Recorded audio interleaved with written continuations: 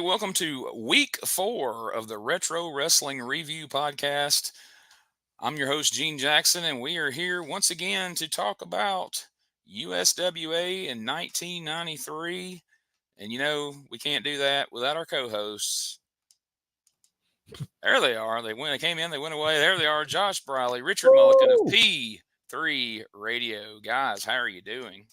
Doing great, man. We are ready to talk about some USWA wrestling, from 1993. And, I was excited about this one just because I saw some of the names and immediately made me ready to go. So I'm excited to be here, man. It's like I was just telling Josh right off the air. It's like, this is a fun one to do.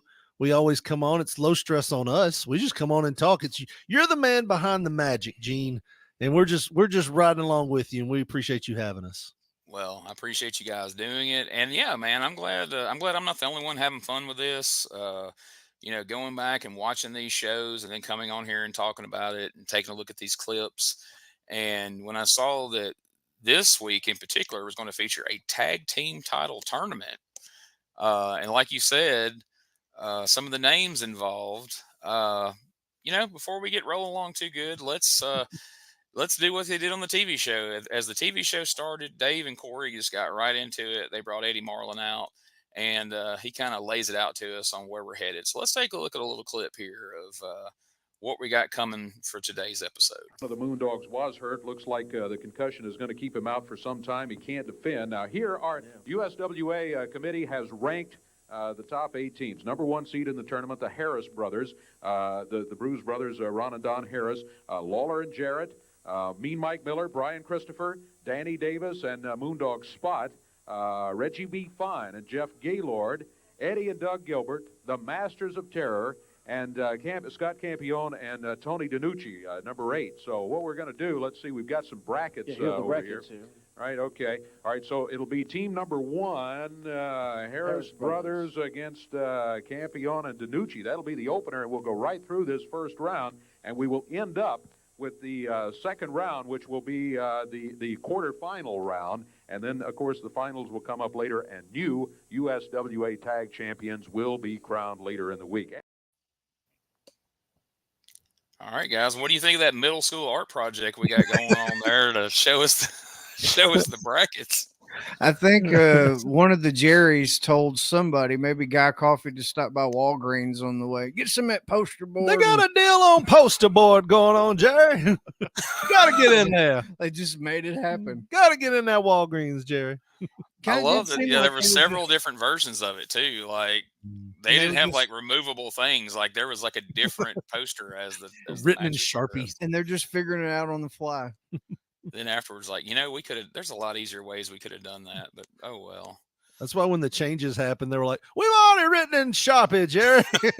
We can't go back now. It's the Gilberts. Changing the finishes today, pal. So to recap that quickly, these list of names, they are in order. This is how they are seeded today. Number 1, the Harris brothers. Number 2, Lawler and Jarrett. Number 3, Christopher and Mike Miller. Number 4, Moondog Spot and Moondog Uncle Danny. Number 5, Jeff Gaylord and Reggie B. Fine. This is going to be our first look at Reggie B. here on the podcast. He's been around the USWA off and on for a while, but this is the first time we will see him here. Of course, everybody knows what a fan I am of these guys, so I was pretty excited to see that Eddie and Doug Gilbert are going to be here competing in the tournament. The Masters of Terror, who ran Bill Dundee out of the territory. No good bastards. And then last, but probably least, Tony DeNucci and Scott Campione. We've been seeing this name. We've talked about this. We've been seeing this name on the Monday night card, Scott Campione. We haven't seen him here on television in the weeks that we've covered anyway. We're finally going to get to see what Mr. Campione is all about. How excited are we for that? Oh, I can't wait, man. I bet he's a treat. I thought it was Champion. Scott Champion? I thought it was Scott Champion the whole time. I was like, that's Scott Champion. Wasn't he a team with Firebreaker Chip? Either was. That was why I was excited. I was like, oh, cool, Scott Champion. I think it was his brother Todd. That was Todd Champion. Todd Champion, but, names. There's a whole, and then there's Chris Champion. A few champions in wrestling. Scott, not one of them. We're going to see why here shortly. So the fun thing about this tournament, as we'll see going, throughout the show, is as there's a tournament match going on in the ring, in most cases, there's two other people at the commentary desk who are also involved in the tournament, who are usually talking trash about the guys in the ring. So here in the first match, we're going to see the Bruise Brothers with Mike Samples taking on Tony DeNucci and Scott Campione. So that's seed number 1 gets seed number 8, and Nightmare Danny Davis and Richard Lee are going to be on commentary during this. We're not going to see a lot of it in the clip, but there was some fun lines in the commentary. For example, Mike Samples called Danny Davis a midget on the commentary at one point. The biggest one. Said that Davis looked like Barney Rubble. My favorite line from Moondog Uncle Danny was, "The Harris brothers seem extra mean today. I guess Miller fed them their mean pills today." Oh my God. Them old mean pills. So let's take a look at this clip, and then I'll get you guys' thoughts on this opening match of the tournament. Corey, we'll try to do basically regular blow-by-blow account here, but Danny, you and Richard, jump in there anytime you'd like. Let me jump in, Dave. Hey, we have a couple of guest commentators. If you don't mind, if you would just be a manager and leave us alone, we'd appreciate it. Mike Samples. Well, I understand your concern for my welfare, but I'm going to take a chance to come over here. Richard Lee, I see your arms healing nicely. You're at least able to walk now. Where'd you find this midget? Who is this guy with you? Mike Samples. For a long, long time. Hey, these guys are mean today. I guess Mike Samples fed on their mean pills this morning. They probably didn't feed them. That's what he did. You taking all their money and putting it in your pocket too, big boy, or do they know that yet? No, I don't do Richard Lee tricks. I run a respectable organization. Why don't you pay me the money you still owe me, then, big boy? Yeah. You run your mouth when you first came in here telling me what you're all sitting there with a busted up arm and a busted head, and all you got's a big mouth. One of your Moondogs is already out, and I can take responsibility for that. I can have a few surprises up my sleeve, too. And yeah, this which is the sleeve? one right here. You only got one you don't sleeve. realize what you're in for. Yeah. Well, the Bruise Brothers, Vince Campione over here, while Richard Lee and Mike Samples still into it. And I hope that you can take one look out here and see that you do not want to mess with these two men. It's not too late. That happened. So, okay, we got, a Harris brother match that didn't end in a DQ. Nobody ran in. So that's an improvement. That's moving in the right direction. At one point, they did a double whip, and one of the Harris whipped him by his hair. That's all he had hold of was Scott Campione's hair, which he had plenty of hair to get whipped by. Don't get me wrong. But yeah, I mean, these guys were pretty much just treated like, even though this is a tournament match and these guys are allegedly the number 8 team in all of the USWA, it still was pretty much treated like a straight up squash match. Other than Campione's most awkward body slams I think I've ever seen in my life. But what do you guys take on this match? It was kind of like he was using gravity with his like some kind of weird force ability to make them slam themselves. It was weird, but I couldn't get into the match because I wanted to hear the commentary. Because when Mr. Uncle Danny walked out there, I was like, he looks like he is, because he's wearing tiger printed vest and tights, or I guess it's a singlet. And I was like, he looks like he's like trying to be like an 80s rocker / Rod Stewart type. Yeah. It was throwing me off. And I was like, what does he remind me of? And when Mike Samples hit the line, he looks like Barney Rubble sitting out here. I've been sick for 3 weeks, and I had to pause the tape because I was laughing like a smoker in the 70s with bronchitis. I could not catch my breath. I thought I was going to have to find Mike Samples and sue him for damages of my lungs, because it was the funniest thing I've heard in my life. Because then they show a shot of Mr. Uncle Danny, and he's just sitting there with the blonde hair and the tiger print.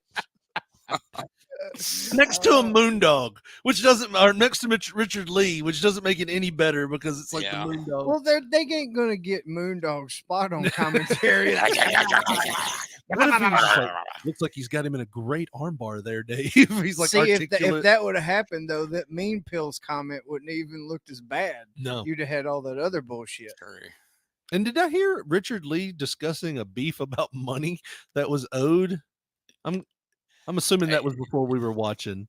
Yeah, we kind of cut out of the middle of Richard Lee's money rant, but yeah. So most of the match on commentary was like, I mean, I know in recent years these roast battle things have become popular. It was almost like roast battle between Mike Samples and Richard Lee. They were just going back and forth, and then Uncle Danny caught some shrapnel there with the Barney Rubble line, and then had to jump in for a moment. But it certainly livened up the commentary this week, having these guys out there during the matches. And it kind of covered up for, a match like this that may not have been the greatest match in the world. Yeah. The commentary was certainly entertaining to listen to. But after the match, the Bruise Brothers assaulted Uncle Danny and Richard Lee at the table, throw Danny in the ring. They shoot him in for a double clothesline, but hey, he makes a comeback and hits them with a double clothesline, and then Moondog Spot comes in with a chair. All the while this is going on, Mike Samples is out there once again stomping Richard Lee's arm into a fine powder. But just like last week, despite having his arm just stomped relentlessly, he still had the intestinal fortitude to recover and cut a screaming promo before we go to break, because that's what Richard Lee does, brother. Yeah, I thought the double clothesline from Uncle Danny looked a little weird. He looked like Mr. Fantastic as far as he had to reach.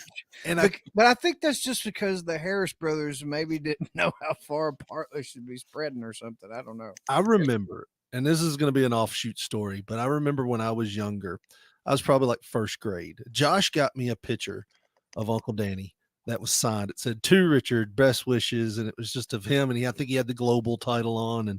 And I remember I was being so excited. I went back to my grandmother and I showed her the picture. And she always dipped snuff, so she talked like this right here. And she was like, "I don't know why you're so excited about getting his autograph. He's lost every match I've seen him in." And as I'm sitting there watching Uncle Danny pick a fight and then just get attacked head on, all I can think of is my grandmother going, "He should have seen that one coming." You're like, "Well, Grandma, he won at least one match to get that belt right there." So we take our first commercial break of the day. And then I have to say, I'm pretty excited because when we come back from the break, now joining the table on commentary, Brian Christopher and Mean Mike Miller are going to be on the call for our next match, which is the King, Jerry Lawler, and Jeff Jarrett taking on the Masters of Terror. And I didn't get us a clip of this one. I mean, it was a decent little tag match. I mean, it's your standard TV match with, Brian's on commentary recapping last week's shenanigans with him and Lawler. Of course, Lawler and Jarrett do a classic tag team spot that me and Neil Taylor did with Jerry Lawler when we wrestled him and Derek King in Amory, Mississippi, some 20-something years later, where they hold him in the corner and he runs at him and the heel moves and all that good stuff.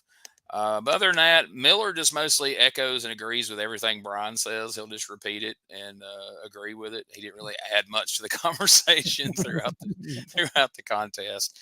And then Lawler gets a win with a sunset flip, which we'll see when we go to break here shortly.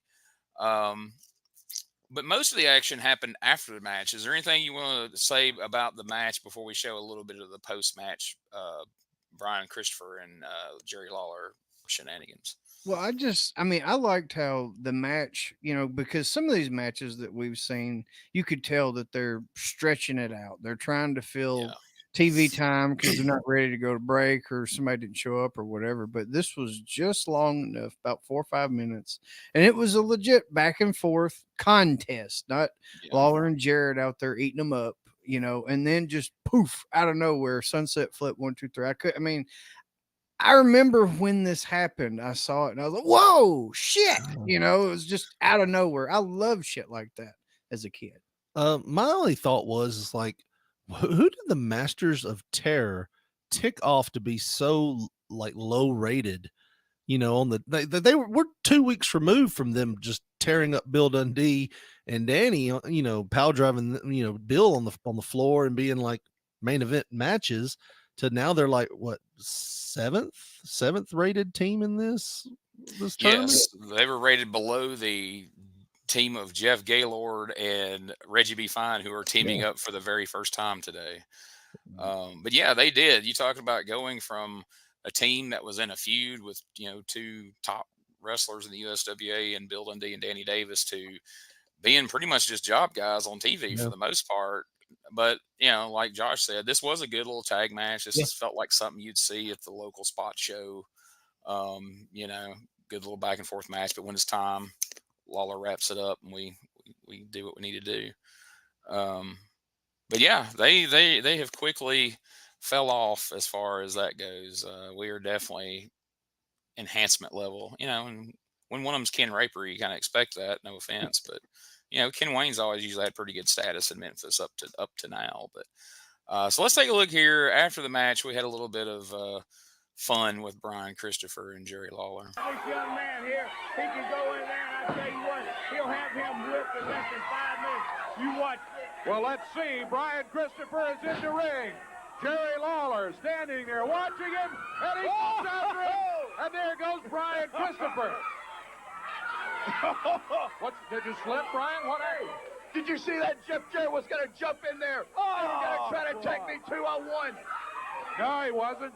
1 against 1. I'm not stupid, Lawler. I'm not stupid. I know what you're up to.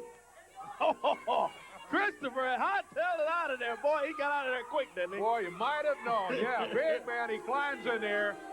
Lawler immediately pulled the strap down. He was ready to go. Christopher was out of there fast as I've ever seen a human being move. All right, let's check the brackets. In the bottom bracket, we are set to go. Lawler and Jarrett have advanced. They will be going against seed number 3 or number 6. And that match will be coming up a little bit later on today. Let's take a break. The tournament continues after this. All right, so good, good stuff from Brian. I didn't include everything in the clip, and folks should go back and check this show out because there's a lot of Brian like, oh, he don't want me to come in there, and Dave's like, he's already asked you 3 times to come in there, and he would run up, and then if he's asking me to come in there, he's asking for trouble, and then of course then you got Mike Miller over there like, he don't want him to come in there, he's asking for trouble. I enjoyed, even though it's I don't know, it's not going to be very long for this world. The duo of Brian Christopher and Mike Miller, so far, I'm liking this pairing. It's pretty fun. Well, Mike said, he, with his estimation, nobody before or even in the future will ever defeat him and Brian. That's what he said. He's pretty confident. Yeah, no one in the future. It don't matter who you send down here. They're not beating them. There's one fun moment there where Brian's taking off his sequin jacket to get in the ring, and it literally won't unzip, and he finally just had to pull it up over his head to get it off. And I want to point out, last week we mocked the fact that Lawler was a big fan of Sapphire, and what's he wearing this week? Polka dotted tights. Exactly. So I think he played his hand there. I think that's a shoot. He really is. And and who's not a huge fan of Sapphire? Let's be honest. Why wouldn't you be? Perhaps the most charismatic manager of that time, or any time for that matter. So who wouldn't be a huge fan of Sapphire? I'm assuming both of you guys are. I'm guessing if we were able to pan the camera over to the left, there's probably a huge poster of Sapphire on the wall. Right over there. We Sapphire, baby. From that little known bikini shoot she did for WWF right before leaving. Physically hurt. I love that Richard's face showed that he literally pictured that right there. I had already put the wall up and didn't see it, but you did. So now I'm going to have to sue. My wife's going to have to sue Gene for damages now. Well, me, Mike Samples, boy, everybody's getting it this week. Like Lawler was acting like everybody remembered, which a lot of people, if you were plugged into wrestling back then, you knew what happened, whatever it was 3 years before, whenever she left. But did she not leave just horribly? Like she sold out to $1 Million Man. She was going to be his valet, and then maybe she was for like a match, and then he just sent her down her way. But she like healed the fuck out before she left. Then she blew through all that money, apparently. Yeah, see, that was to me was the funny part. Is like, all right, well, if we're, it's '93, we're still in the thick of kayfabe here. So if we're believing the kayfabe, she sold out to Teddy DiBiase and was loaded, and that's why she disappeared off TV and wasn't managing Dusty anymore. But now we're to believe that she clearly has blown through all that money to the point she's so desperate. She's got to come on TV and claim she's married to Bubba Johnson because Burt Prentice asked her to for a few bucks. And if we know Burt Prentice, it wasn't a lot, Maybe it was, mystery $20 out of last night's, take at the intermission or something. But I think at that show, Burt, we were talking about after the show last week, Richard, that he worked for you. He was selling eggs or something, wasn't he? Easter eggs. Yeah, that's what he gave her. He gave her an Easter eggs, like whatever's in there is your pay for the week. Give this to your kids that you say you have 3 of with Bubba Johnson, or 2, or however many. Because she said she had kids with Bubba Johnson, and I was just like, okay, that's a whole nother part of the story we don't even have time for, folks. Like, don't even travel down that road. That didn't even come up again, did it? No, we moved past that pretty quick. Corey's like, oh my God, let's not. Jeez. All right, guys. So we're going to take our first podcast commercial break right quick. And then when we come back, we're going to hear from the King and Jeff Jarrett. So we'll be right back.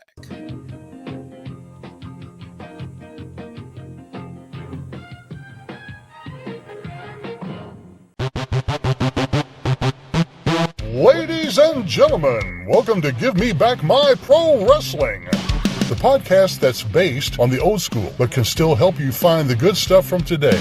Jimmy Street and the Plastic Chic, Jared, are the undisputed tag team champions of the wrestling podcast world. From thought-provoking topics to superstar interviews to action figure expertise. This team does it all, and all they ask is, give me back my pro wrestling!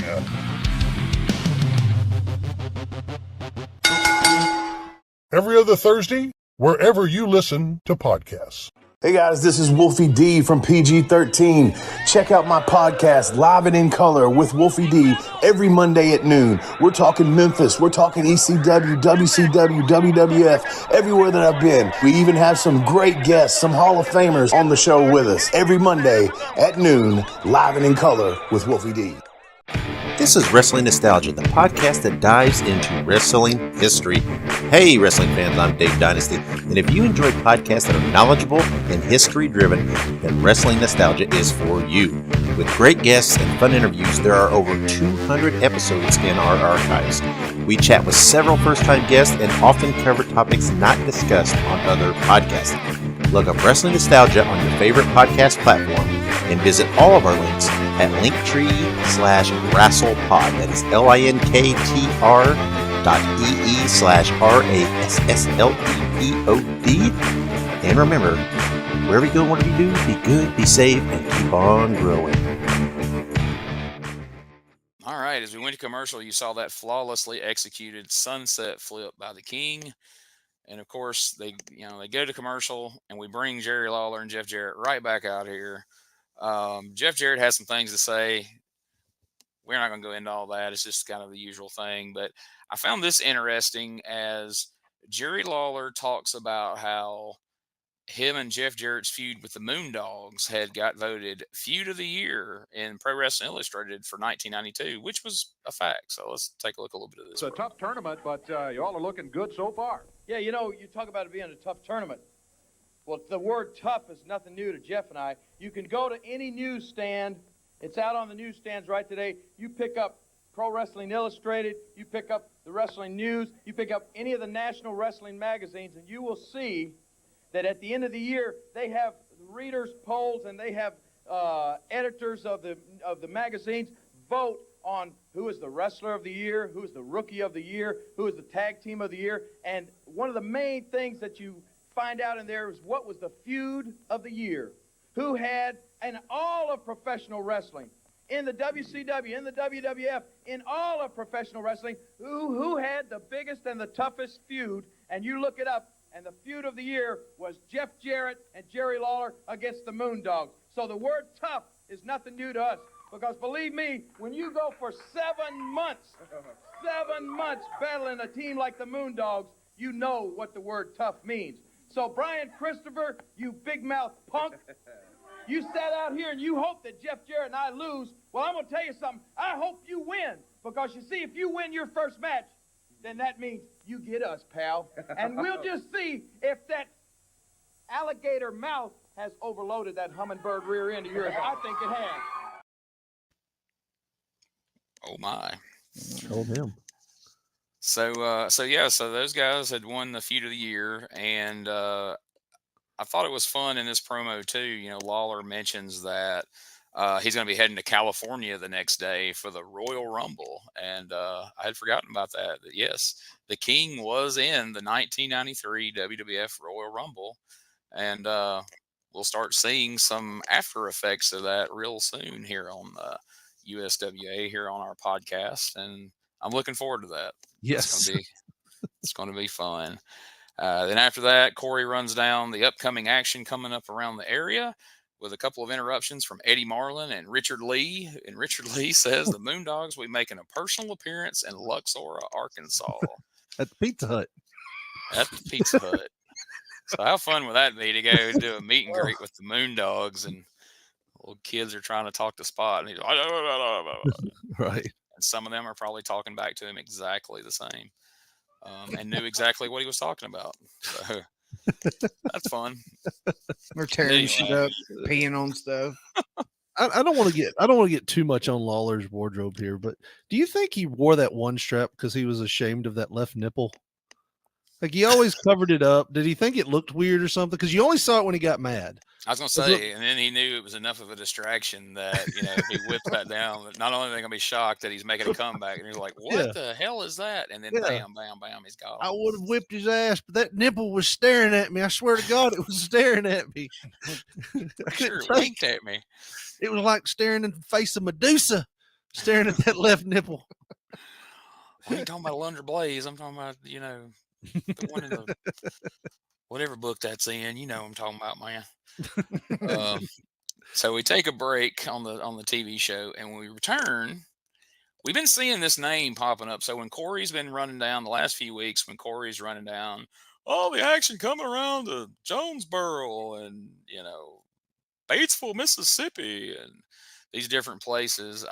I had a screenshot last week. I forgot to show it, but I thought it was fun, where they advertised a ladies cat fight. And I was like, so did we have to add ladies that just to make sure that people didn't think we were advertising two cats fighting in the ring? Because, you know, this is Memphis. Times get tough. With that stick. Get him in that cage.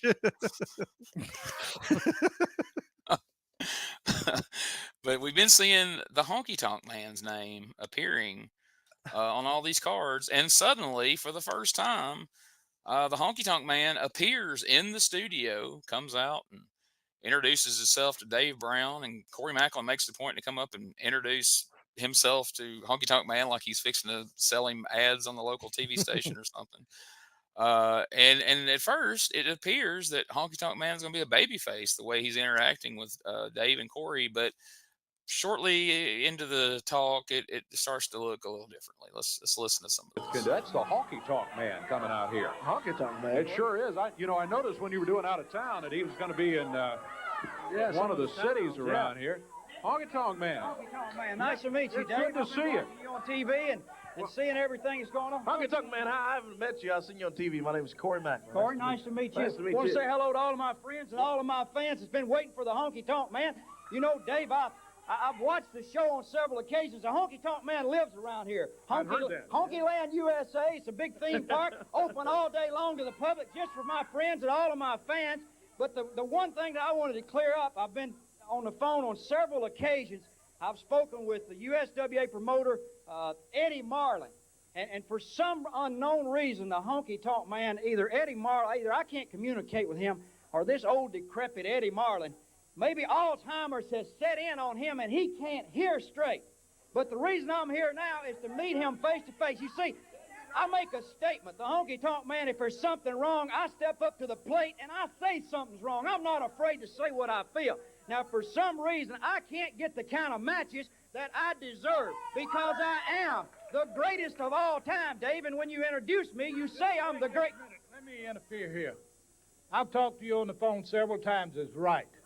I may be old, but I'm not hard of hearing. Evidently, you're hard of hearing.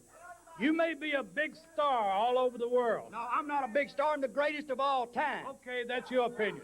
But in the USWA, I'm the star. I book the matches. You may go call all the other promoters and say, I want this match, and this match. And they bow to you and get it. But here, you work your way up.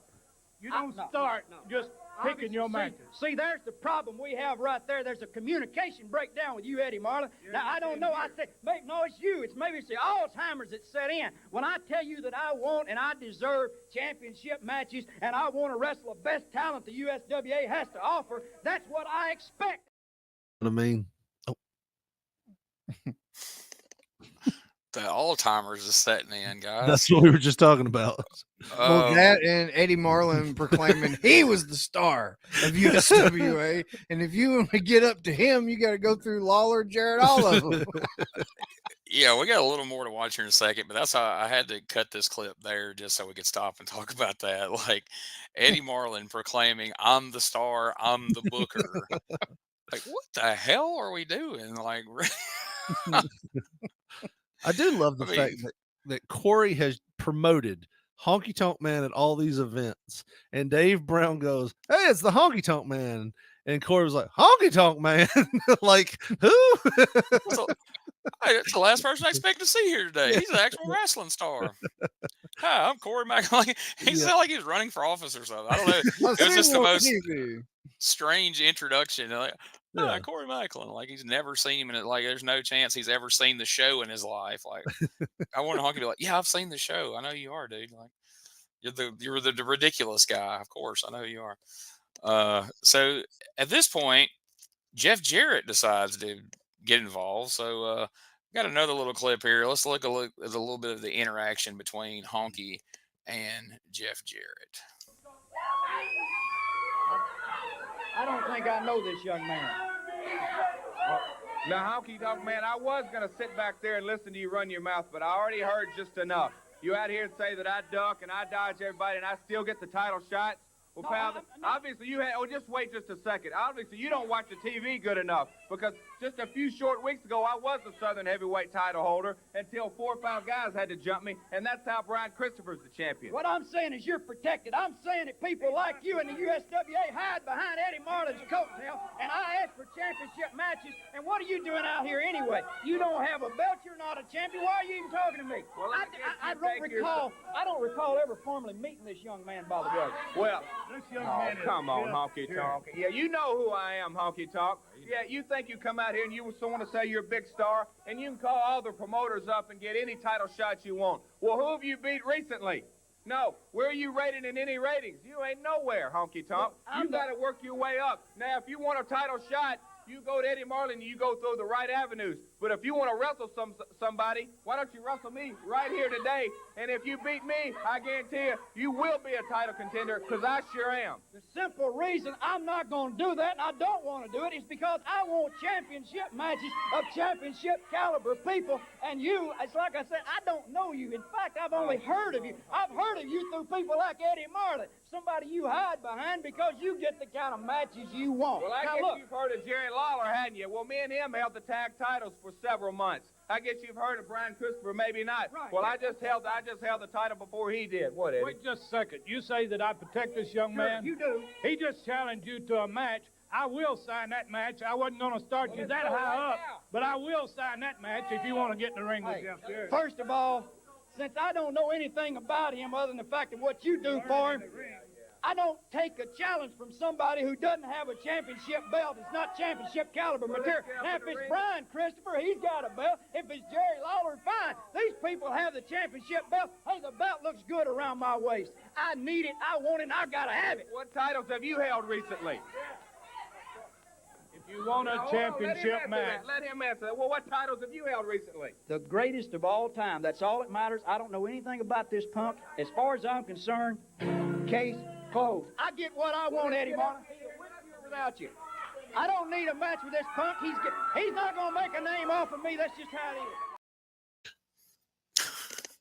is. So Honky Tonk had just spent a couple of minutes that we didn't see talking about Jeff Jarrett. Then Jeff Jarrett shows up. He's like, I don't know who this guy who this guy is. I've heard of him. So Honky's saying that he wants to wrestle a champion, I guess inferring, Jerry Lawler. I love Jeff Jarrett goes, well, I used to, I teamed with Lawler and I used to have the Southern Heavyweight title. And I know you know who Lawler is. And Brian Christopher's a champion. I know you may not know who he is, but let's assume that he does, Jeff. Okay, let's assume that he knows who Brian Christopher is. I do like the fact that Honky Tonk Man said Eddie Marlin was protecting Jeff. And Eddie was like, no, I'm not doing that. But then gave off the vibes of a man that was coaching the high school football team and had his son as quarterback. Because he's like, I'm going to put you up against him. I don't think you're ready for him, though. Like he gave off. He said, I wasn't going to start you. I wasn't going to start you off that high. It's like, but you can go head to head with my relative here. I like that Jeff said, who have you beaten lately? And then they kind of blow past that. Then he circles back around to, what's the last title you held, huh? Who have you beaten lately? It looked like Honky was kind of genuinely annoyed at that. Like, all right, we know I ain't been on WFTV in 3 years now. Let's not be dicks. Was it like basically the cool thing about this, though? You had Jeff Jarrett there who was going to go on in another year or so and be the music guy. They always seem to have a music guy, and Honky Tonk Man just left as the music guy of WWE. I was like, the only bridge you have there was what, Man Mountain Rock, maybe. That was after. So I mean, like, that's just kind of cool to me. I know that's a weird thing to think, but it's like you got one big music guy for WWF from the 80s talking and starting a thing with the 90s music guy. I just thought that was kind of cool. Yeah, I mean, these two could have had a guitar on a pole match, of a few months later, and it would have had a completely different theme to it. Once Jeff went and became the country music star a few months after what we're seeing here.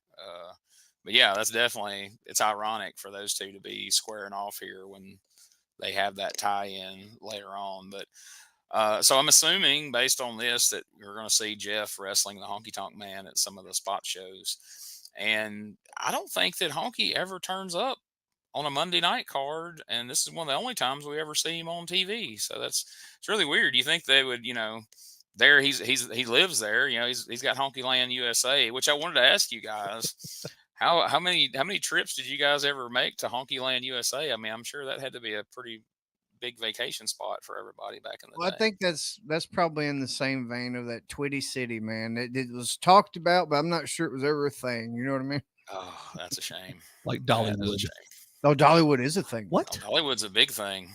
And Honky Land USA probably would have been had they actually made good on it. If him and brother Ernest Angel would have got together and combined their efforts, it would probably still be going to this very day. But was you a little disappointed not to see the guitar used? Like when I saw it, it was like, when's he going to hit him with it? And he adjusted the grip on it a couple times, like, here it comes, and he never used it. Yeah, because I'm thinking, well, this could be your ticket to why Jeff and Lawler don't win the titles if they don't win the titles, because he got a guitar cracked over him at one point. Maybe Honky's like, hey, y'all don't pay me for TV. I'm not wasting a guitar on TV. Right. And Jeff's like, I don't get paid for TV. You're not breaking a freaking guitar over me on a side angle. That's really not even Right. the main thing I got going on right now. I don't know, but yeah, I mean, at least maybe if Corey would have ate a guitar, it would have been something. But that probably would have been misconstrued after he gave him such a nice welcome and introduction. There was no need for him to attack poor Corey. So, which is important to Honky Tonk Man. You heard him was like, I hadn't even met Jeff Jarrett. Yeah, he's all about, he's got to meet these folks. Introductions. So maybe that does explain why Corey was so adamant about going over and formally introducing himself to the greatest of all time. Yes. So now we're ready for match number 3 of the tournament and of the show today, as Moondog Spot and Uncle Moondog Nightmare Danny Davis take on what was supposed to be the much anticipated, I'm sure, reunion of the Howard Hughes connection, Jeffrey Howard Gaylord and Mr. Hughes. But unfortunately, travel issues allegedly came into play. Mr. Hughes wasn't there, so stepping in, Reggie B. Fine for this tag team match. And again, we had some fun stuff on commentary at different points here. There was a fun line from Burt Prentice where he referred to their stable as the Samples Foundation, and Dave Brown quipped that the Samples Foundation was a non-profit organization. And Prentice quickly corrected him, saying, "No, we make plenty of profit." But perhaps funnier than that to me, I don't know if you guys really paid much attention to this, but Mike Samples brings up, and this is probably the first time that the Wrestling Observer was probably mentioned on Memphis TV. But Mike Samples mentions that Dave Brown was voted #1 wrestling announcer in the Wrestling Observer, and Corey was voted the 8th worst. I didn't know if he was just spouting off that shit, or like, was it a legit thing? Like, I'm sure back in '92, was that the deal? I don't know. Dave Brown, I guess I should have looked that up just to see if there was any truth to that, because I definitely could see, with Lance out of the picture, Dave actually probably getting voted for some kind of award in the Wrestling Observer with those fans. And knowing those fans, I definitely could see them shitting on Corey Macklin and voting him worst. So that could have all been legit, because it just felt weird for Samples to bring up the Wrestling Observer on TV.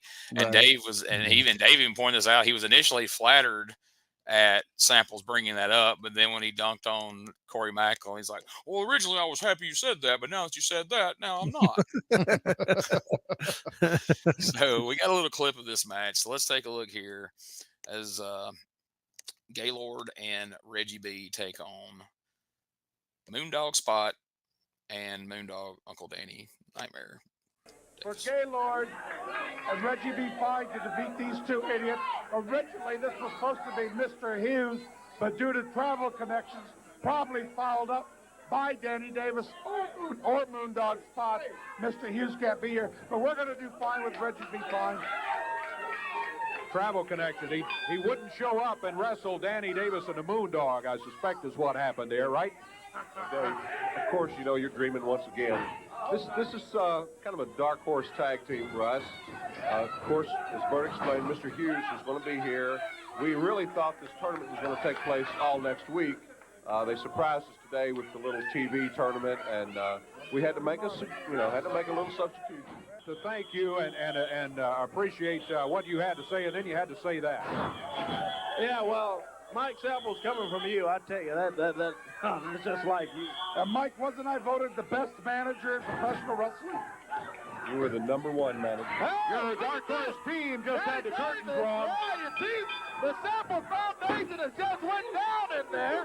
Gaylord and Reggie B. Fine. That's right. Jeff Gaylord can't be beaten by these guys. What's going on, Dave? You're in on this stage, man. Not in on anything. You saw it right there in the ring. So a big flying clothesline from Moondog Spot, and then shades of Ricky the Dragon Steamboat, Nightmare Danny Davis coming off the top with a big cross body. They secure the win. Before we get into that, did you guys catch that at the beginning? I'm going to pull this back up for just a second. So when this pops up on screen, be watching the right side of the screen right here. For Gaylord and Reggie B. Fine to defeat these two idiots. Originally, this was supposed to be Mr. This guy walks on screen in the middle of a live match, and he catches himself and just backs back out. Oh, that's great. I edit these videos from like these local comedy shows, and it happens like 500 times, but you just don't expect to see it on live Memphis TV that's going out all over the place there. But what did you guys think of the team of Jeff Gaylord and Reggie B. Fine? Seemed kind of just thrown together, but like you said, it was literally thrown together. But I don't know. Jeff Gaylord looks so good, but I guess it's his other stuff that kind of held him back the whole time. But you figure with a guy like that, they'd try to push his ass up the ladder a little bit further or get him a little higher seated or something. But either way, I mean, it was a great match. Uncle Danny won, that's always a positive. That high cross body hit him with high cross body. Hit him with those balls of steel right in the face, knocked him right out. The first one looked good though. The first one he hit 2 of them in the match, man. That's true. Poor Reggie took him right to the dome, but yeah, that was to be the most makeshift tag team of all time. Nightmare Danny Davis and Moondog Spot. They looked good in there, and looked very believable in getting the win. And I've always, maybe not in this area yet, but I've always been entertained by Reggie B in later years as he got more time on the mic and the big fur coats and the pimp gimmick. And good Lord, if you go all the way up to, when he deep fried Coco's parrot in way later years. Well, I'm sure we'll be seeing more of Reggie B in the weeks to come, so we won't spend a lot of time talking about him. But yeah, man, what you said about Gaylord, Josh, is I was kind of shocked. So like I had kind of fell out of getting able to see you because of not having the Memphis channel and where I lived in Mississippi for a little while. Wasn't able to watch Memphis for like a couple of years there. And when I started back watching, I was like, man, this Gaylord guy must be like a brand new guy, because he's muscular, he's got a good look, but he's obviously not a great wrestler. And then I later find out, like, no, this dude's been in the business since 1985. Like, this dude was an 8-year veteran at the time, and this is the best he could do. So, I think it goes back to kind of what we heard at the beginning of the match last week when Dave Brown was just dunking on the mental capacity of poor Jeff in the most polite Dave Brown kind of way. But it was still. I'm not saying he's an idiot, but he does that little smirk. When he signed his contract, his R's were backwards.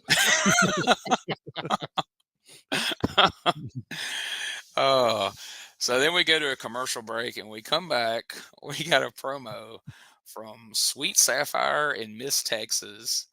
Well, let's just let's take a look at a little bit of this action here too, as we're going to hear from Sapphire and Miss Texas, and Bert Prentice is going to get pretty damn fired up about it. He's going to come into the ring and challenge them to come to the ring and fight him. And just let's take a look at what happens. Well, with the big tournament, I don't know all the matches that are coming up this week, but I know one of them. It's going to be Sapphire and Miss Texas going against Bert Prentice and Leslie Ballinger. That's right. And first, I'd like to thank Mr. Eddie Marler for letting me come here and be a part of the show. And the main thing I want to thank him for is to give me a chance to pick this bone with Mr. Prentice.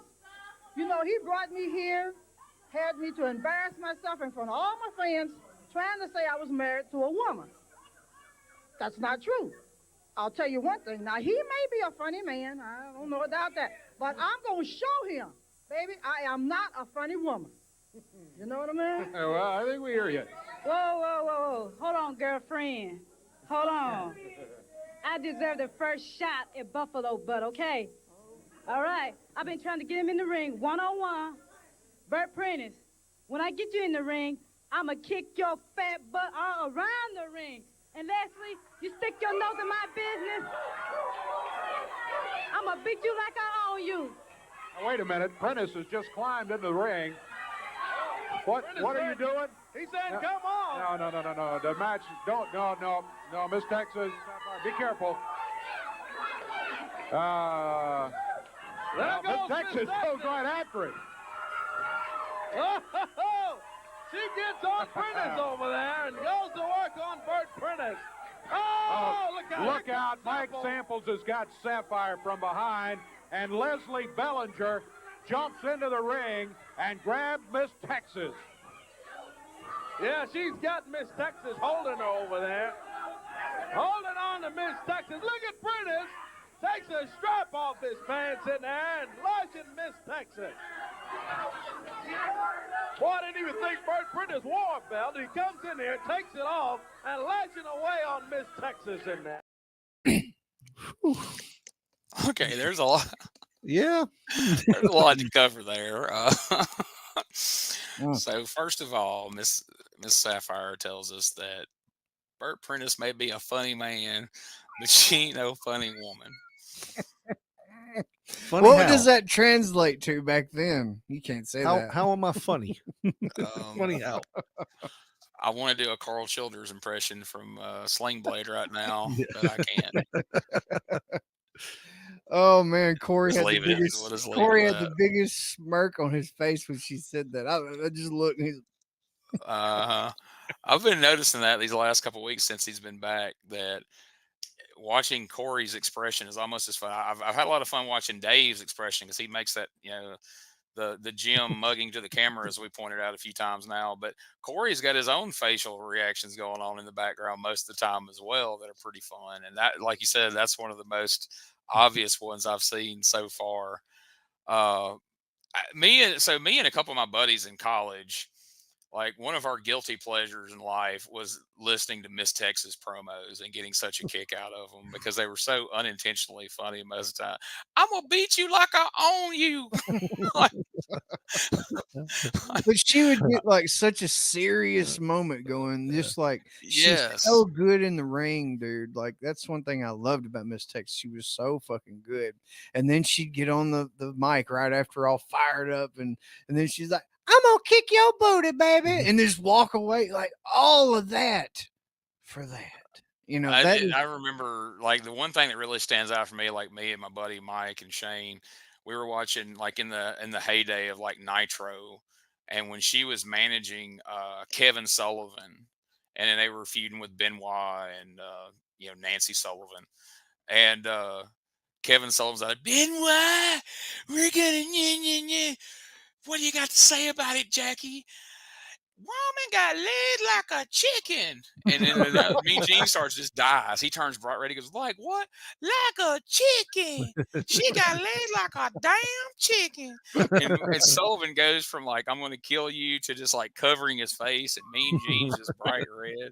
And Jacqueline's just dead ass serious, but it sounds so ridiculous. But I don't know. Like you say, I mean, she's one of the toughest people in the sport.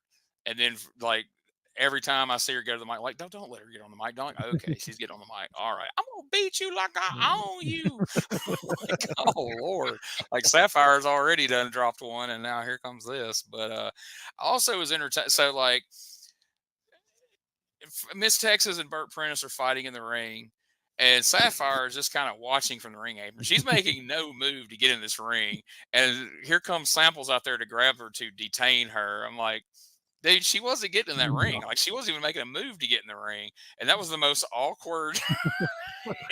him holding her at ringside looked like some sort of assault charge was getting ready to happen. All you needed was just him whispering, just let it happen. Exactly. Dusty can't save you now. I would have paid good money to see her try to get in that ring. There was no stairs at TV. I mean, Samples didn't have to stop her from getting in the ring. He would have had to drop down on the floors and let him step across her back to get into the ring if there was any hope of that happening. Yeah. But I think my favorite line beyond the two we heard from Sapphire and Miss Texas is as Burt Prentice pulls his belt off and starts strapping Miss Texas, Corey Macklin says, "He's strapping Miss Texas in there. I didn't even know Burt Prentice wore a belt." And I was like, was that a dig saying that he wears elastic pants because he's fat? Like, like, why did you not think Burt Prentice wears a belt? Right. Like, I've never thought of that. Like, Dave should have stopped. Like, what are you talking about? I've never thought, is this person wearing a belt or not? Yeah, Corey, I never spent a lot of time pondering that. I don't know why you were, but moving on. But anyway, so this sets up what's sure to be another fun tag team match coming up this Monday night. But anyway, we go to a commercial break, and as we return, Dave Brown says that Eddie Gilbert isn't here, and this brings out brings out Doug Gilbert rather to address what Dave just mentioned. So let's hear from not quite dangerous yet, Doug Gilbert. Doug? What's this right here? Tag team tournament I see, right? Yeah, but I'm told that Eddie's not here. Is that right? You know, Dave, a lot of people, everybody out here knows Eddie Gilbert's my older brother, right? Everybody out here. Okay, what everybody don't know, Dave, is me and Eddie have had a few problems. Yes, Eddie's older than me, and when I was smaller than him, he beat me up a lot, Dave. He beat me around, kicked me around. But when I was about 18 years old, I started growing. When he was about 18, he quit growing. Now, I'm still the younger brother, but I'm not the smaller brother. So what I'm saying, Dave, Eddie's got a problem. He's got this disease. You know what I mean? Have you heard about it? It's where your mouth runs off before your brain can think about what you're saying. I carried him to the airport yesterday. He was going to Philadelphia to wrestle Terry Funk. He says, I'm going to catch the early morning flight, and I'll be back. I said, fine. He calls this morning, and his stupid butt missed the early morning flight. So, Dave, what does that tell you? But, hold on. I'm already here. So I've been looking around this morning. I see a young man, I think his name's Tony DeNucci or something like that, right? He was in the opening match here, yeah. Okay. I'll take him. It looks like he got beat up on a little bit, but I'll take him, and you put him with me, and we'll win the tournament. Well, it's fine with me. I mean, I guess, if it's all right with the promotion, I don't mind. Tony DeNucci was in the opening match. His partner was actually the one who was pinned in here. All right. So in the beginning of the show, I was excited to hear the Gilberts were going to be here. Now I'm kind of bummed out to hear that Eddie's not here. In my research for the show, in the Observer, they said that it was true. Eddie did go to Philadelphia. He did wrestle Terry Funk the night before, and he did legit miss his flight, and that's why he wasn't there. So this was kind of I guess a shoot more or less of why he wasn't there. So Doug just arbitrarily picks Tony DeNucci to be his tag team partner here to take on Brian Christopher and Mean Mike Miller. And now Jerry Lawler and Jeff Jarrett are going to sit in on commentary during this match. And bless his heart, Jerry Lawler is firing off jokes these were old jokes in 1993 when he was telling them, but holy, in 2024, they feel even more dated. But man, he was letting them fly. I mean, what were y'all's thoughts on the running commentary from Lawler and Jarrett in this match? I mean, I liked it. It was just so interesting to me that, it was a different set of tag teams each match, and that's something like that you didn't really get to see in Memphis or anywhere really that I can think of, where so many guys were on commentary for one single show. And with that, you get to find out who's funny and who's not. And dude, if it wasn't for commentary, I wouldn't look at Bobby Heenan the same way. Bobby Heenan, the reason I fell just that's my absolute number one favorite manager all time was because of commentary. He was just that good. And like you said, man, Lawler, he was just one right after another. It was sometimes it was almost to the point, knowing what we know now, he was getting kind of close to he's going after Christopher a little bit. What does he mean by that? I know what he means now, but it's funny to look back under that lens, That's true.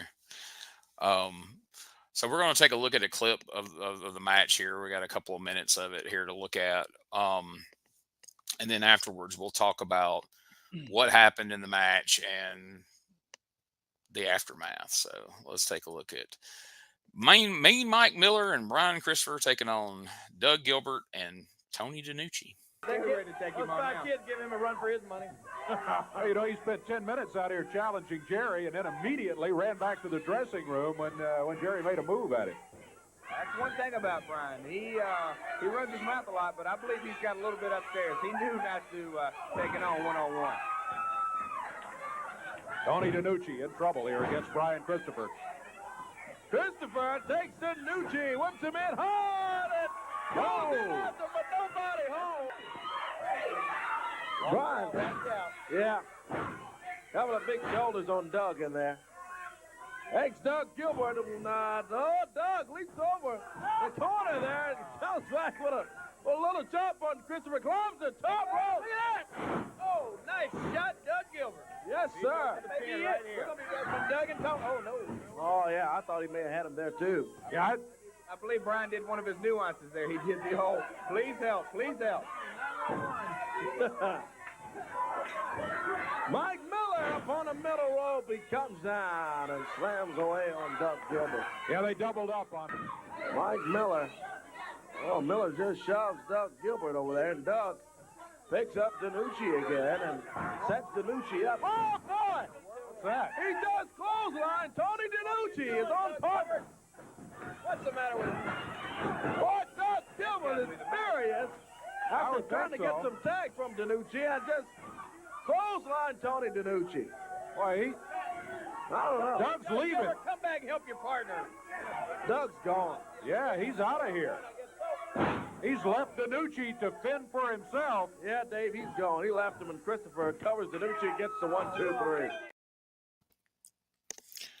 I got to say, the leg drop version of the demolition finish there, it was a pretty good tag team maneuver by those two. I wasn't expecting that.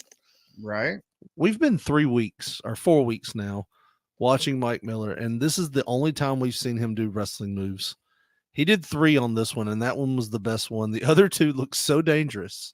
Like, and I apologize for those not making it into the clips. I wish I'd at least got that neck breaker he did, because God, whew, DeNucci, man, he about lost a knee, didn't he? But yeah, I wasn't disappointed in this match, but I couldn't focus. And here's why, because one, I was sad because Eddie wasn't there. I was big on Eddie Gilbert. Now, when I heard he was going to be there, I was like, yes. But the second thing was when Doug came out in that gear, it sparked a memory for me. Those tights were made by the one and only grandmother of Josh. Granny Briley. And the reason why I know that was because when Global was running, Josh entrusted me with a secret that I wish can I tell the secret now, Josh? It's been long enough, yeah. We were like 8 years old at the time or so. And he told me that the Dark Patriot was Doug Gilbert. Get out of here. And he told me not to tell anyone. No one. And I immediately told a friend that we were that same fucking day. Like, I think I was like, sure, your secret's safe with me. He didn't think I'd find out about it. Justin, guess what Josh just told me? So Josh finds out, and it leads to like the biggest fight and argument we've ever had, because we still think all this is on the up and up. Eddie's gonna find out it's Doug. You're gonna ruin Christmas for the Gilberts. First off, and 2, I trusted you with a secret. My grandmother made those tights. So basically admitting to me that his grandmother was in on the evil forces of the Dark Patriot. All that to be said, he's wearing the gear right there in the show. And when I saw it, I was like, it's the Dark Patriot gear. That's the biggest fight me and when a husband and wife have a fight. Well, when you have a best friend fight, you have the biggest fight of your life. You see something that was around. Those tights reminded me. That almost ended our friendship. That was close. That was close. I was going to find a new motherfucking bus stop. Yeah.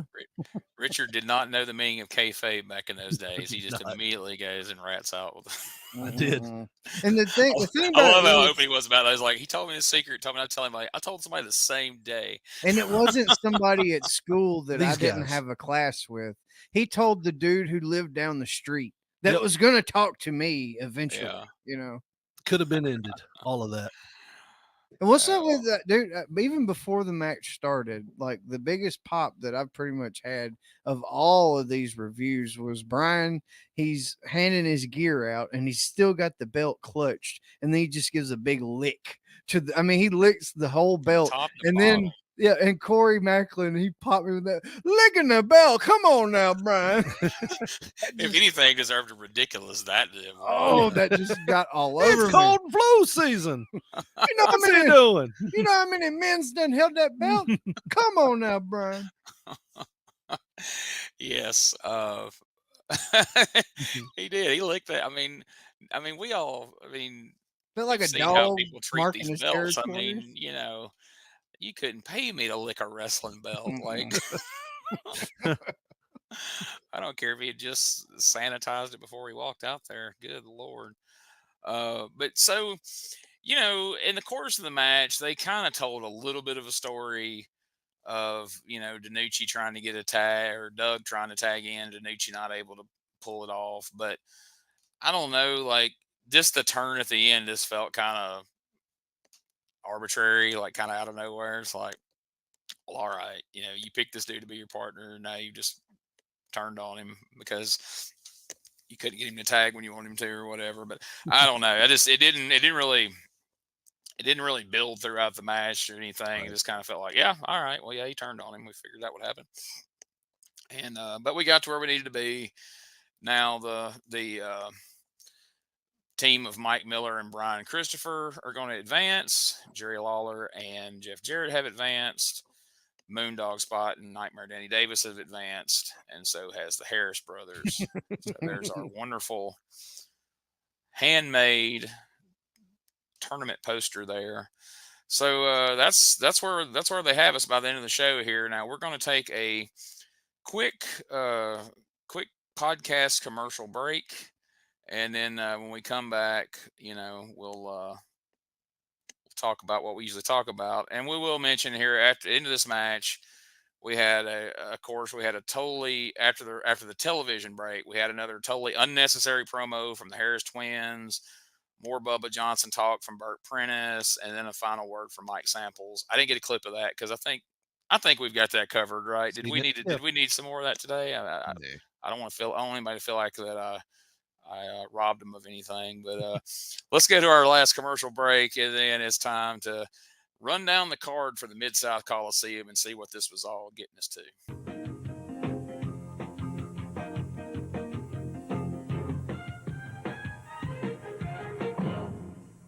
Hey guys, Ray Russell here, curator of the WrestleCopia Podcast Network, inviting you guys to listen to many of the programs here as part of the WrestleCopia brand, including, but not limited to, the Wrestling Memory Grenade, currently covering the 1988 and the WWF project. You can also listen to the Regional Wrestling Podcast, where we talk the territories, whether it's Jamie Ward with Georgia 81, Roman Gomez with the UWF in 1986, or Gene Jackson covering Memphis in 85. 3 projects going on right now over there at Regional Wrestling. You can also listen to the Wrestling Stoop with the legend himself, Bob Roop. Bob goes back in time each and every week, covering not just his career, but countless stories and interactions with hundreds of wrestling names spanning his 2 decades in the business. But that's not all. You can also check out the Puro Wrestling Academy with the professor of Puro Resu, Mr. Dan Ginnity. Dan and I go back in time and cover the history of Japanese professional wrestling in the English language. And you can listen to all of those shows and more, all part of the WrestleCopia Podcast Network, located over at WrestleCopia.com. That's WrestleCopia.com, and anywhere your podcast streaming needs are met, from Apple to Spotify, Pocket Cast, and beyond. And while you're at it, why not subscribe to our social media guys for all the latest goings on here at the WrestleCopia Podcast Network. Plus, I'm constantly adding old school video clips and pictures from throughout wrestling history. You can follow us over on X, formerly Twitter, at Wrestling Grenade. That's at RASSLIN Grenade. Also, follow and like me, Facebook.com/Wrestling Grenade. And why not subscribe to YouTube.com/Wrestling Grenade. So if you're looking to support that next up and coming podcast brand, please consider making it WrestleCopia. All right, let's let Dave Brown tell us what's coming up Monday night at the Mid-South Coliseum. We've got a preliminary match that is now scheduled. Tony DeNucci, who was not able to advance today, and partly because his partner abandoned him out here in the match. Well, he will be going against Terror number 1 in the opening match Monday night at the Mid-South Coliseum. Following that, Jeff Gaylord will be booked in a single match against Scott Campione. Then coming up with a special feature, you listen to this, Burt Prentice, Sapphire and Miss Texas in the ring against Burt Prentice and Leslie Bellinger. Book it. It'll be there Monday night. Won't be any of this inviting in, and it's 3 against 2. It's 1-2 against 1-2, Burt Prentice. And no running either, Prentice. Yeah, come Monday night. Then, come on, get out of here with that. And we're going to continue. The second round, actually, of the USWA tournament. First round match is here today. And in the second round, the number 4 seeds, Moondog Spot and Danny Davis with Richard Lee, have advanced to go against the number 1 seeds, Ron and Don Harris. Mike Samples will be in the corner with them. Then, following that, in the in the other second round match, you've got the King and Jeff Jarrett, the number 2 seeds in the tournament, against the number 3 seeds in the tournament, Brian Christopher and Mike Miller. There are wrestling fans all over America who have been waiting to see a confrontation just such as this one coming up, and it will happen at the Mid-South Coliseum Monday night. You'll have the chance to see it right there in the Coliseum. Yes, and sir. then, main event of the night, the winners, of course, of the 2 second-round matches, the semifinals, will advance to the main event, the finals of the USWA Tag Tournament, and the winners of that match that night will be crowned USWA World Tag Team Champions. All right, guys, this time is that all-important time in the show where I got to ask you a few questions. So, having watched today's episode, question number 1, what was your least favorite part of today's show? I would say the part where, like you said, all the interviews came at the end, where it was just like, it was like rapid fire. This is what we're doing. Don't forget we're heels. This is, I was just, I wasn't too thrilled about that. And the least favorite part too, I would have to say, is the not showing up of certain wrestlers like Mr. Hughes and Eddie, which I didn't know about Mr. Hughes, but Eddie I was excited about, and that kind of was a letdown when I found out he wasn't there. Right. All right, Josh, which Harris Brothers segment did you not like this week? All of them. Surprise, surprise, man. The Harris Brothers and Scott Campione and Tony DeNucci match was my absolute least favorite thing going on. Because, I mean, like we talked about before, we're supposed to believe that Tony and Scott are going to pose a threat, or at least something, to these guys in this tournament.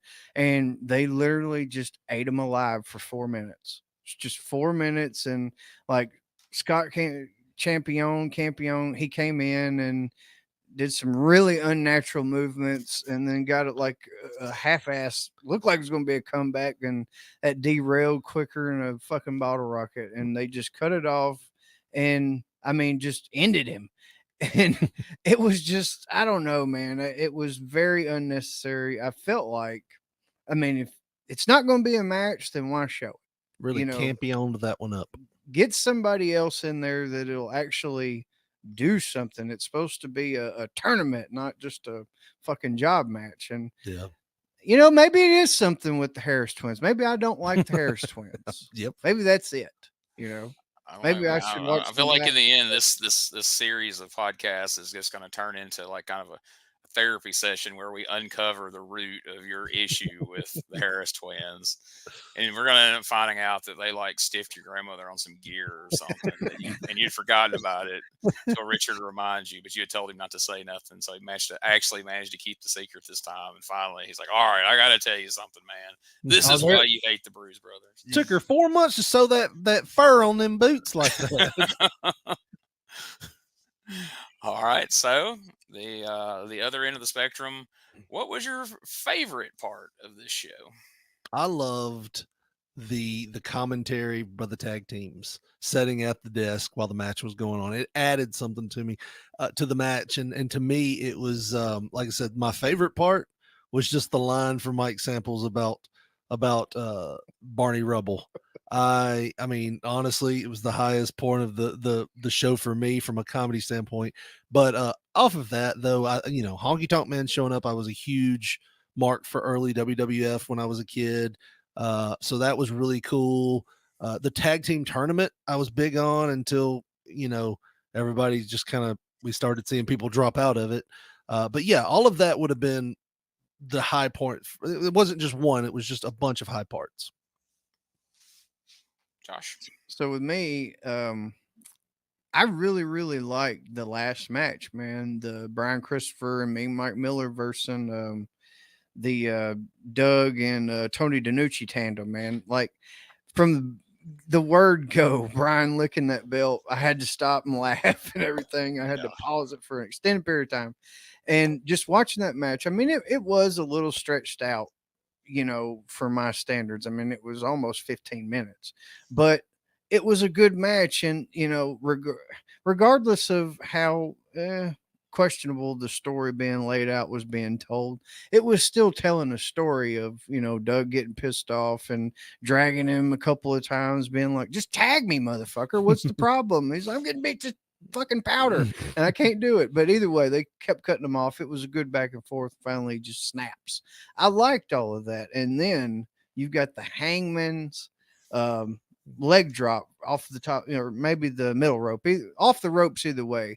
That is the coolest finisher that we have seen on TV thus far, at least in my opinion, reviewing so far. And just stuff like that, man, that really stands out to me, because a lot of times, man, it didn't seem like guys were going full throttle for Memphis TV. And then you see Brian doing a move like that, or Mr. Uncle Danny Sir doing 2 high cross bodies in one day. It was high flying action, man.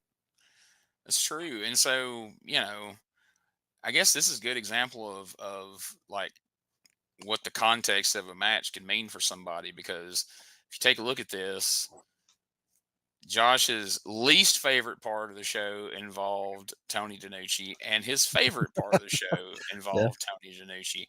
So a serious question posed to both of you guys. If Tony DeNucci hadn't had a chance to come back out and be in the last match, and your only impression of him was that first match, do you put much of the first match on him, or is it more the Harris twins? Is it more Campione, or just the circumstance of how the Harris twins work a match? Well, and did the way he performed in the last match redeem him any, or do you think it really doesn't matter? It wasn't really involving him. Well, I mean, Tony DeNucci, like whenever you had a commercial going and he was a part of one of the B-rolls, like I just looked over at Rich. I said, man, he looks good. He's built. Like he pointed out, the only thing that he had going against him was those short boots. Like if you got short boots, you're instant heel with me. But he's still, man, he had good calves, so he can do that. He's probably proud of his calves. So like DeNucci has the look, but like, in all honesty, I'm just not the biggest fan of the Harris brothers. So it really takes it out of me when they're doing a match. But yeah, I mean, like it wasn't necessarily anything with DeNucci, but he was getting beat to powder and he didn't really have too much more going for him, but he got more out of the last match than he did the first, for sure. I'll say this though. He couldn't pick a partner for shit, could he? No, that's for sure. 0-2 on this week. That's Eddie Marlin, the Star, picking his partners, though. The Star. I think it's ironic. I thought that. I mean, obviously he's green. In this time frame, DeNucci is, but I thought he came off well in the single match with Brian Christopher a couple of weeks ago, and then there, he doesn't come off well in that tag match with the Harris brothers, but. Like, you think, well, Harris brothers just eat everybody up. Who has looked good in a match with the Harris brothers in Memphis? But then you put him back in the ring with Brian Christopher, even in a tag match scenario, and he comes out looking better again. So to me, that says a lot for Brian and says a lot about the Harris brothers, I don't know. I just thought that was interesting. It just clicked in my head like, wait a minute. The one, like, common denominator of his least favorite, most favorite, they both involve Tony DeNucci. That's fun.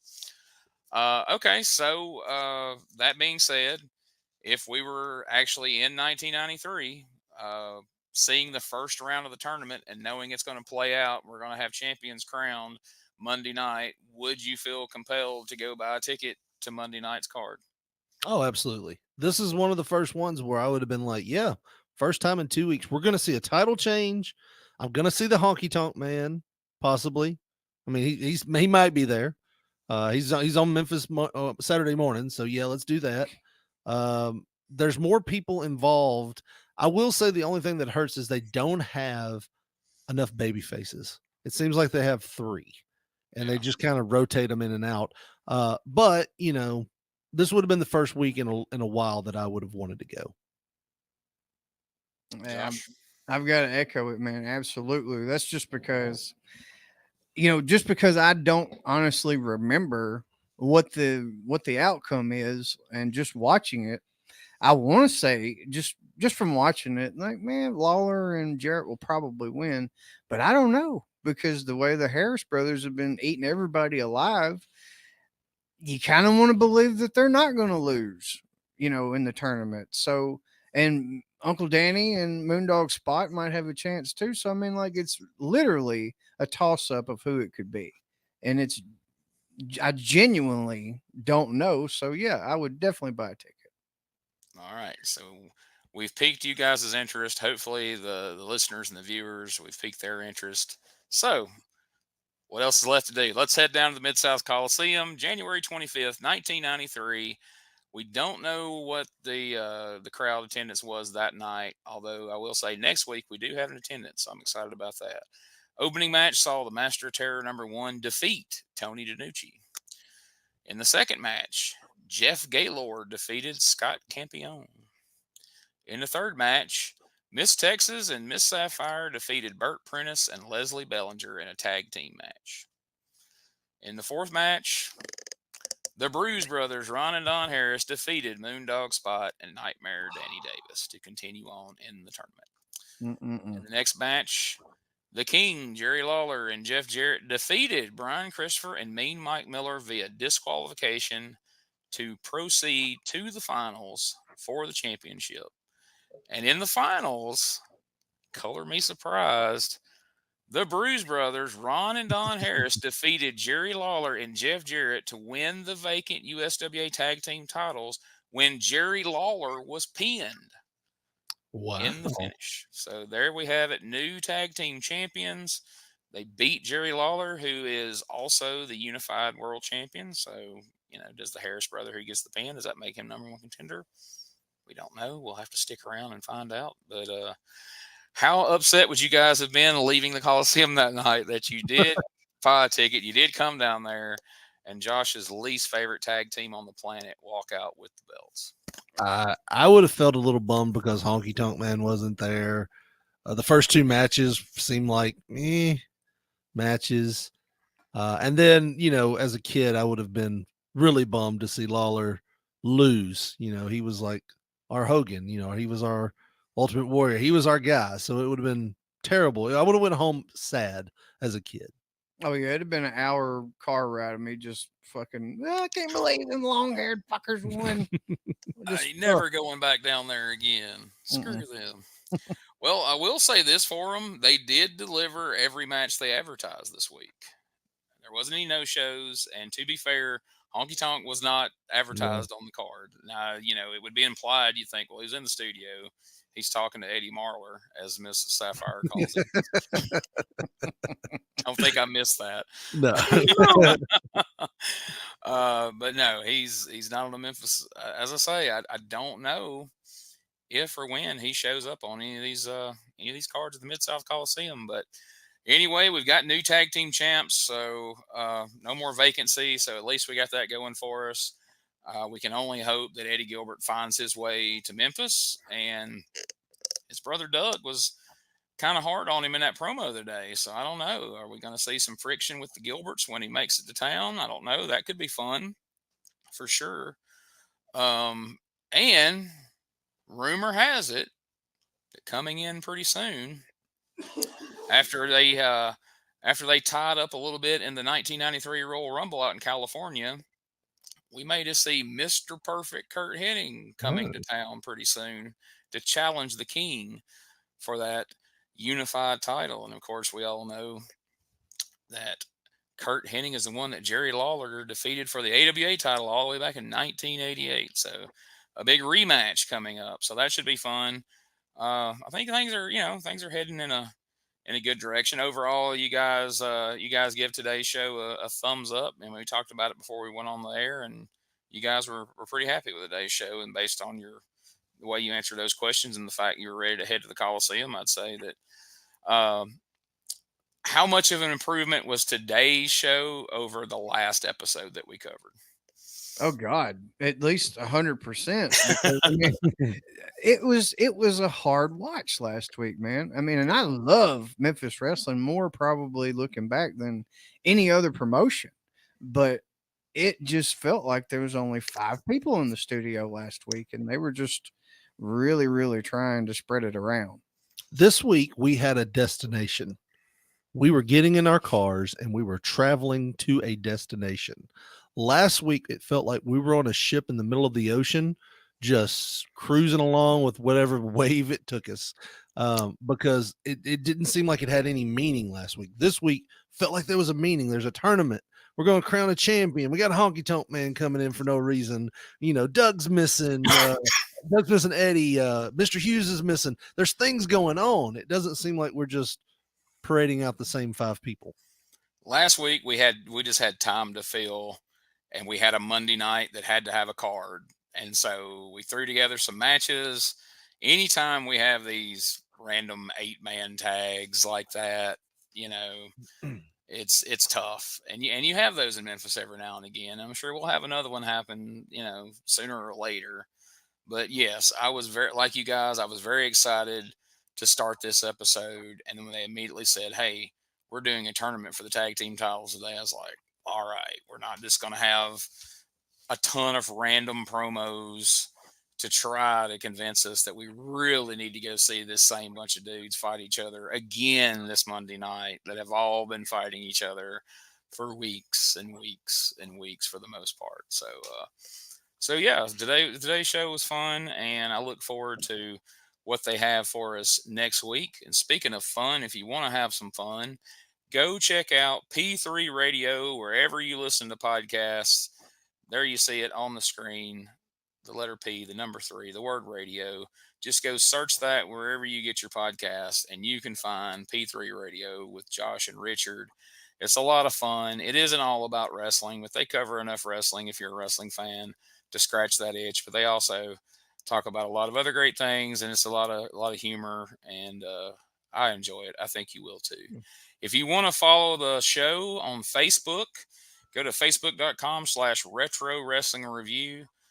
We put up a lot of good content over there, videos and pictures and all kinds of fun stuff USWA related over on the Facebook.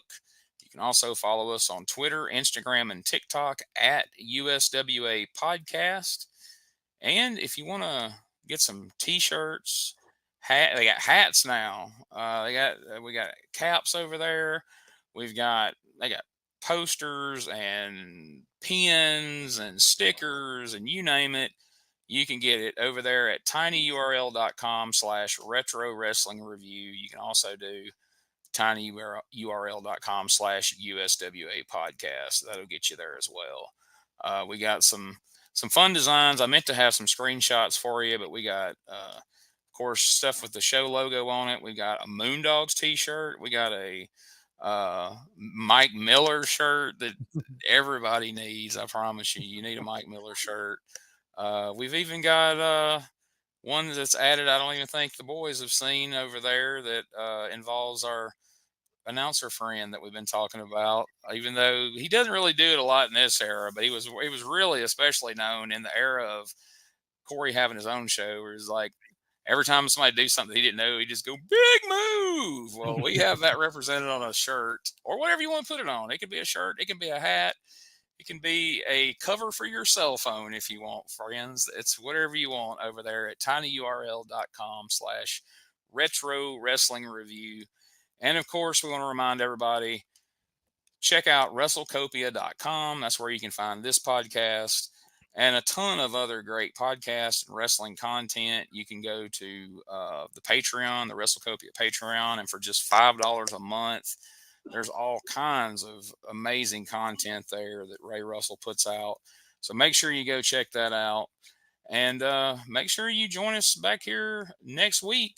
I know you guys are going to be on a little bit of a hiatus, got some other things going on. And so we're going to be having some special surprise guest co-hosts dropping in for the next 2 or 3 weeks. So just know that you guys will be missed. And I hope you still follow along and watch what's going on with USWA in the meantime. And we look forward to your return.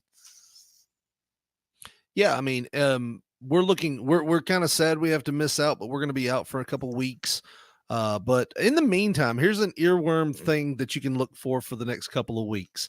When you see the cards get ran down at the end, They always put the first name in lowercase and the last name in uppercase. So anytime you see it now, just think of like a Ric Flair promo where it's like Jerry Lawler, Moondogs, but Danny Davis. I don't know why that is, but it's something that really just I've noticed the past couple of weeks. Yes. But and speaking of Flair and capitalization, if you ever see a tweet from that man, he capitalizes every letter of every single word, even if it's is, to, any word in the entire tweet. Every single first letter of every single word is capitalized. It drives Even when me it's up talking the about freaking wall. a pizza manager at a place, and he's really angry. Yeah, you gotta let them pizza managers know and keep them in their place. Keep them humble. Let them know that you're a legend. You're not going to be pushed around. Damn it! And one more thing before we go, if you get the opportunity to check out the Legends of Memphis Wrestling Fan Fest on Saturday, June the 29th in Jonesboro, Arkansas, at the Earl Bell Community Center. There is going to be a retro wrestling review podcast table there, a big booth. I will be there. You never know. These guys may show up. You never know. But I will be there. We'll have some merch from the show. We'll have some fun wrestling stuff. And we'd love for you to stop by, say hello, tell us what you think about the podcast, if you've been enjoying it, if you got any ideas or advice or anything you'd like to share. Please feel free to stop by and say hello. I'd love to see you there. And I'm also looking forward to mingling with some of the old USWA stars that we've been seeing on the show there at the convention. Hopefully I get a chance to say hello and see if some of these guys have watched some of these shows and what they think. I don't know. I may, get an earful from some of these folks. I don't know, but looking forward to checking that out. And like I say, you guys have fun on your hiatus. You will be missed because you guys add a lot to the show and you definitely make the show fun. But hey, sometimes you got to do real life stuff and it can't all just be wrestling podcasts. So I definitely get that. So until next time, I'm Gene Jackson for Josh Briley and Richard Mullikin of P3 Radio. We will see you next time here on the Retro Wrestling Review.